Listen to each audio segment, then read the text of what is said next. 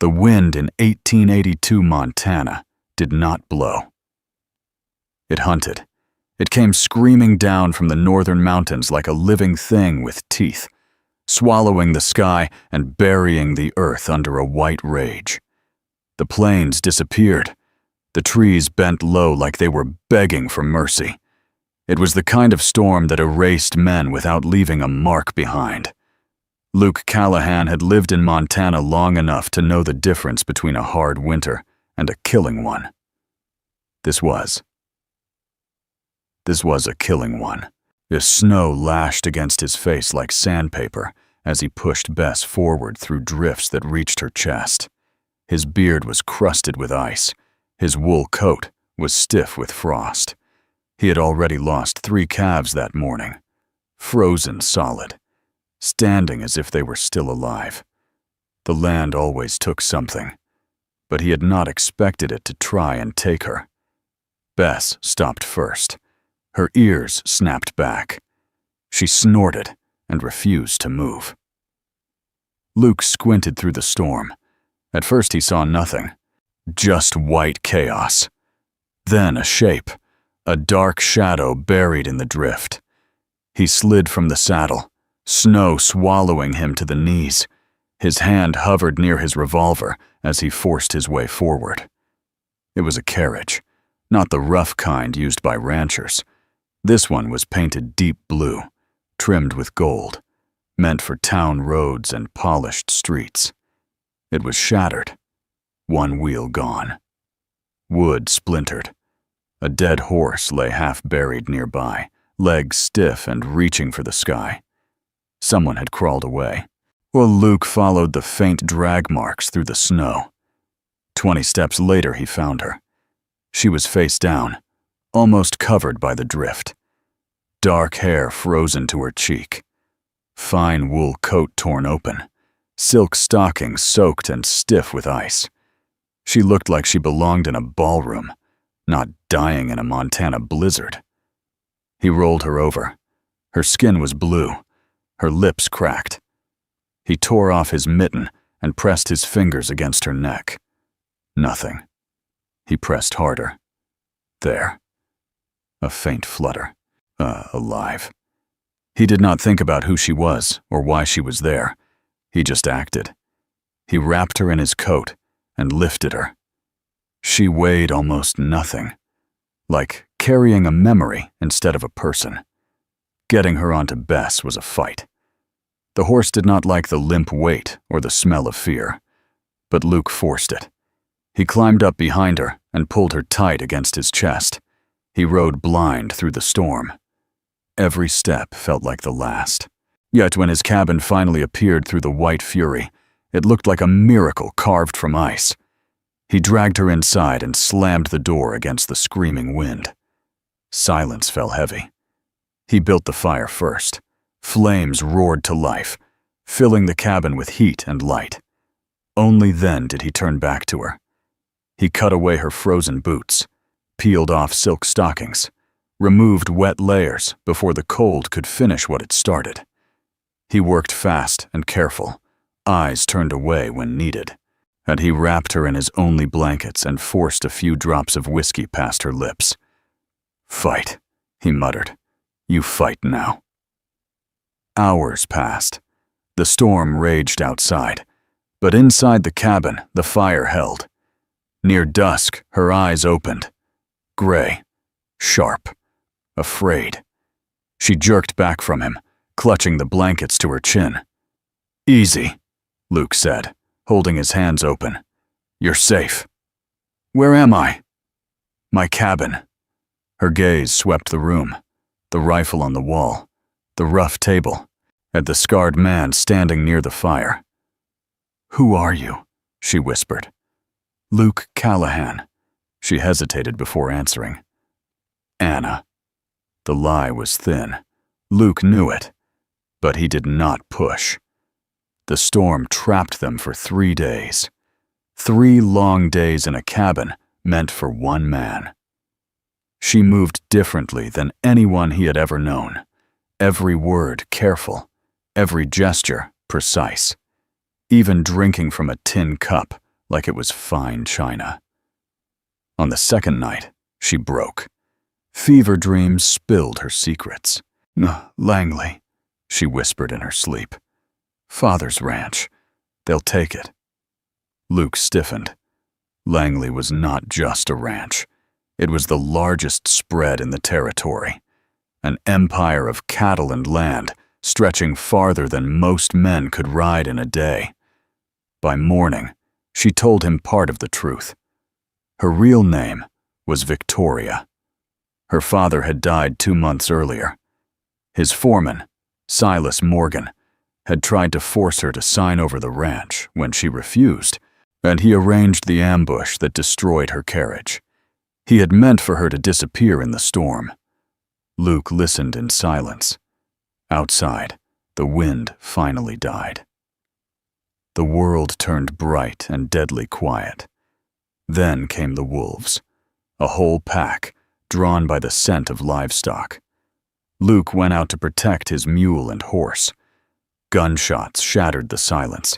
He returned bleeding from a wolf bite, pale but standing. Victoria stitched his arm without trembling. Yet something shifted between them that night. Not fear, not gratitude. Something warmer. Something dangerous. The next morning, Luke rode to the ridge. He saw riders in the pass, 6 men. He found a leather tag in the snow. Morgan. They were coming. When he burst back into the cabin, Victoria saw the truth in his face. "They found me," she whispered.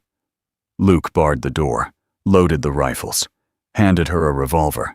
"They want you alive to sign papers," he said. "Oh, that gives us time." Gunfire came at dusk. Luke killed 2 before they retreated. Morgan shouted promises of return, and he meant them. The next day, Luke made a choice. "We're not hiding," he told her. "We're going to your ranch." Victoria stared at him. "To Langley?" "That's where this ends." She looked at the man who had pulled her from death without knowing her name or her wealth. He had saved a stranger.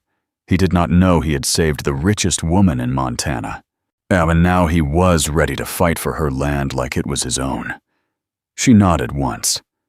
"Then we go home." Their horses stepped into the bright, frozen world. Behind them, the small cabin stood alone in the white wilderness. Ahead waited a war neither of them could escape. And Morgan was already waiting at Langley Ranch. The ride to Langley Ranch felt longer than the storm. The sky was clear now, wide and blue, but the snow still lay deep across the valleys. Luke rode ahead, his wounded arm strapped tight against his chest. The wolf bite burned under the bandage. Fever tried to creep into his bones, but he ignored it. Victoria rode behind him on Bess, her hand steady on the reins. She did not look like a frightened girl anymore. She looked like someone who had decided something. They reached the high ridge by late afternoon. From there, the Langley Ranch spread out below them like a kingdom carved into white earth. The main house stood large and strong, a stone chimney, wide porch, barns and bunkhouses scattered across the valley floor. But something was wrong. No smoke from the bunkhouse, no cattle in the lower pens. Only one thin line of smoke from the main house. "They're inside," Luke said quietly. Victoria's jaw tightened. "That is my father's house." Luke studied the tracks in the snow through narrowed eyes. 6 horses had come in. Only 4 had left the night before from his cabin. Morgan had gathered more men. Luke slid off his horse slowly. "We don't ride in. They'll be watching the main trail." He led them into a stand of aspens and hid the horses. A small line cabin sat a short distance from the main buildings, half buried in snow. "You wait there," he told her. "Bar the door. Don't come out." Victoria did not argue, but her eyes followed him as he slipped into the shadows of the ranch she had grown up on. Luke moved carefully.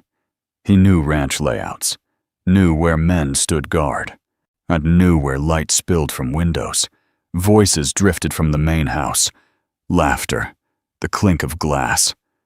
Morgan's voice rose above the others.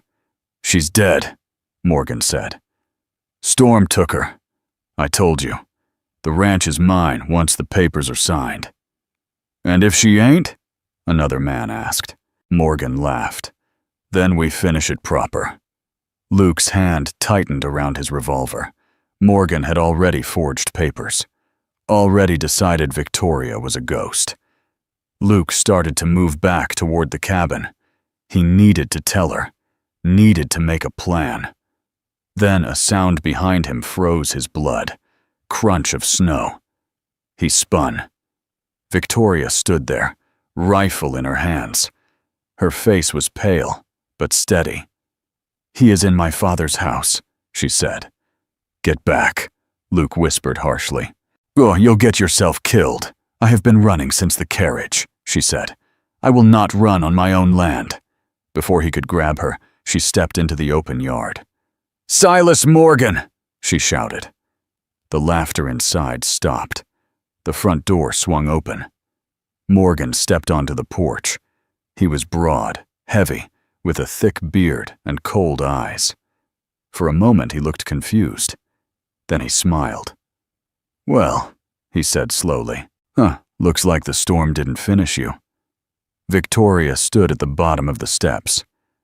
"I am Victoria Langley," she said clearly. "This ranch belongs to me." Morgan's smile widened. "You should have stayed buried." Luke moved up behind her, revolver low at his side. Morgan's eyes flicked to him. "So that's the gunman," he said. "You're still breathing, Callahan." Luke did not answer. Morgan raised his rifle slightly. "This ain't your fight." "She's not alone," Luke said. But Morgan's men appeared behind him. 4 of them. Armed. Victoria lifted the rifle Luke had given her. Her hands did not shake. Morgan laughed again. "You won't shoot," he said. "You don't have the stomach." Silence fell over the yard. Snow drifted in thin curls across the ground. Morgan raised his rifle fully. Luke saw it first. He fired. The shot cracked across the valley. One of Morgan's men dropped. Gunfire exploded from the porch. Victoria ducked. Luke pulled her behind a trough and fired again. 2 more shots from the house tore into the wood beside them. Victoria crawled to the edge and aimed. She remembered her father's voice. "Squeeze. Do not pull." She squeezed. A man on the porch stumbled backward and fell. Morgan cursed and charged forward, firing wildly. A bullet struck Luke in the shoulder, the same side as the wolf bite. He staggered, but stayed on his feet. Victoria saw him sway. "Luke!" she cried. But Morgan rushed down the steps. He tackled Luke hard. They hit the snow together. Luke's revolver flew from his hand. Morgan's weight pinned him. "You think you can steal my ranch?" Morgan snarled at Victoria. Luke struggled, blood soaking into the snow beneath him. Morgan raised his revolver toward Luke's head. Victoria did not think. She ran forward. She grabbed the fallen revolver from the snow. Morgan's finger tightened. Victoria fired first. The sound was deafening, but Morgan froze. His eyes went wide. He looked down at his chest as red spread across his coat. Then he fell backward into the snow. Still, the yard went silent. The last of Morgan's men ran. They did not look back. Victoria stood there shaking, the revolver heavy in her hand. Luke lay on the ground, pale and bleeding. She dropped beside him. His eyes were open. "You got him," he whispered. She pressed her hand against his wound. "You do not get to die," she said fiercely. But he tried to smile. "Told you. Your turn." She dragged him inside the house, inside her father's house. Blood marked the floor. She found clean cloth, whiskey, anything she could use. She worked fast. The wolf bite was swollen and dark. The bullet wound bled heavily. She stitched him again, hands steady, eyes dry. Hours passed. When she finally finished, she sank beside the sofa where he lay. The ranch was quiet. Morgan was dead. The land was hers again. But victory did not feel like triumph. It felt like survival. Luke opened his eyes near midnight. "You should have run," he said weakly. She leaned close. "If I ran," she whispered, "there would be nothing left worth keeping." He looked at her like he was seeing her for the first time, not as the girl from the snow, not as the heiress, but as a fighter.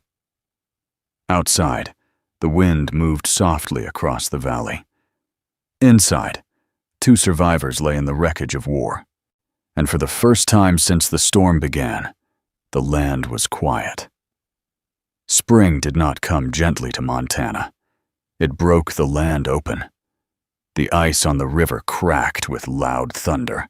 Snow pulled back in dirty waves, revealing black earth and broken fence lines beneath.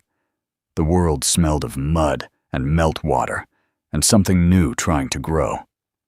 Victoria Langley stood on the porch of her father's house and watched it all return. The ranch was scarred. Bullet holes marked the porch rails. One barn still leaned from fire damage, but it was standing, and so was she.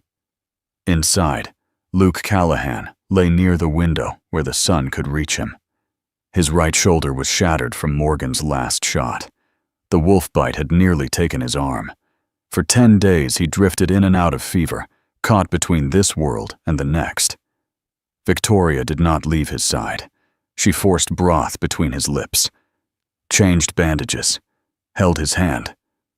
When the nightmares came, when he finally woke fully, it was morning. The valley glowed gold. He stared at the ceiling a long time before speaking. "You should have let me die," he said quietly. Victoria did not look up from the ledger book in her lap. "No. That ranch is worth more than me." She closed the book. "The ranch is land," she said. "You are not land." He turned his head toward her. "You don't even know what I am." "I know exactly what you are," she replied. He looked away. "I killed Abe Selby," he said. "Your father's foreman." Morgan didn't lie about that. Victoria stood and walked to the window. The pastures stretched wide and empty below. "My father trusted Abe," she said slowly. "But my father also trusted Morgan. He did not always see clearly." Luke's jaw tightened. It was a fair draw. He went for his gun first, but I was faster. "And you ran," she said. "Yes." He did not hide from it. "I ran for 10 years from that saloon from Kansas. From my own name." Silence settled between them. Victoria turned back to him. "You did not run from me." He met her eyes. "I tried." She walked to the side of his bed. "You stayed," she said softly. "You fought for me. You nearly died for me." His voice grew rough. "I brought blood to your doorstep." "You brought justice," she answered. Outside, the ranch hands began to return. Word had spread that Morgan was dead, and the Langley girl had taken back the land. Old men who had worked under Arthur Langley rode in one by one. A cook named Jeremiah, a quiet foreman named Silas Brown, who had been pushed out by Morgan. Young cowboys looking for honest wages. Victoria stood on the porch and spoke to them. "My father built this ranch," she said. "Morgan tried to steal it. We will build it back stronger. Fair wages, fair work, no lies." The men nodded. They saw something in her that day. Not just a rich girl from the East, but a leader. And the ranch came alive again. Fences were rebuilt. Cattle were brought in from winter survivors. The forge burned day and night. And Luke watched. He could not rope. He could not draw a gun anymore. His right arm would never be what it was. He walked stiffly now, favoring the shoulder that still ached with every breath. One evening, near the end of summer, he stood in the barn saddling Bess. His old saddlebag lay packed at his feet. Victoria stepped into the doorway. You are leaving," she said. It was not a question. Luke did not turn. "I don't belong here." She stepped closer. "This is your home." He shook his head. "I am a gunman with a ruined arm. I am the man who killed your father's foreman. I am the reason Morgan hated this place enough to come back strong." She walked until she stood beside him. "You are also the man who pulled me from a snowdrift," she said. "The man who fought wolves for a mule. The man who stood in front of me when bullets were flying." He stared at the ground. "I don't fit in your world." She reached out and took his damaged right hand gently. He tried to pull away. She held on. She lifted his hand and pressed it over her heart. "You feel that?" she asked. He did. Strong, steady, alive. "You were my anchor in the storm," she said. Now it is your turn to stay." His breath broke. "I am broken," he whispered.